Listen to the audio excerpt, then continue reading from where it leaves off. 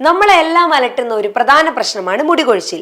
വെറുതെ അങ്ങ് മുടി കൊഴിയുക എന്നൊക്കെ ആൾക്കാർ പറയുന്നുണ്ടെങ്കിലും കൃത്യമായ കാരണങ്ങളുണ്ട് ഒരാളുടെ തലയിൽ നിന്ന് മുടി കൊഴിയുന്നതിന്.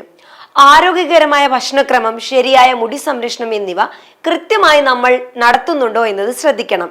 ചില ആരോഗ്യ പ്രശ്നങ്ങൾ കാരണം മുടി കൊഴിച്ചിൽ ഉണ്ടാവാനും സാധ്യതയുണ്ട്.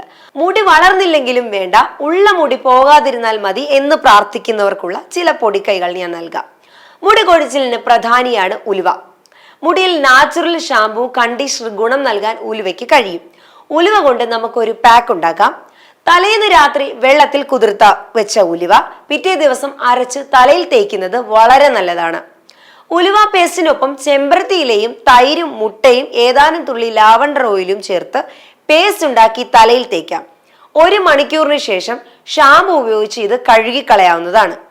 അടുത്തതായി കറിവേപ്പില. കറിവേപ്പിലയിട്ട് കാച്ചിയ എണ്ണ തലയിൽ തേക്കുന്നവരുണ്ട്.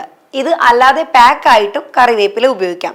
2 ടീസ്പൂൺ കറിവേപ്പില പേസ്റ്റ് 2 ടീസ്പൂൺ തൈരിൽ മിക്സ് ചെയ്ത് തലയിൽ പുരട്ടി 15 മിനിറ്റിന് ശേഷം കഴുകിക്കളയാം. നരച്ച മുടിക്കും കറിവേപ്പില ഉപയോഗിക്കാവുന്നതാണ്. ഇനി അടുത്തതായി കറ്റാർവാഴ.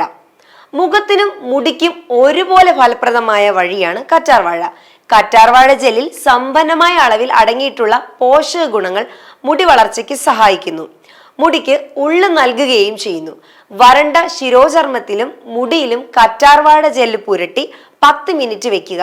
ശേഷം നന്നായി കഴുകിക്കളയാം. ഈ 3 രീതികളും നിങ്ങൾ ട്രൈ ചെയ്യുകയാണെങ്കിൽ നിങ്ങളുടെ മുടി കൊഴിച്ചിൽ 6 മാസത്തിനുള്ളിൽ നിൽക്കുമെന്നത് കണ്ടു തന്നെ അറിയാം.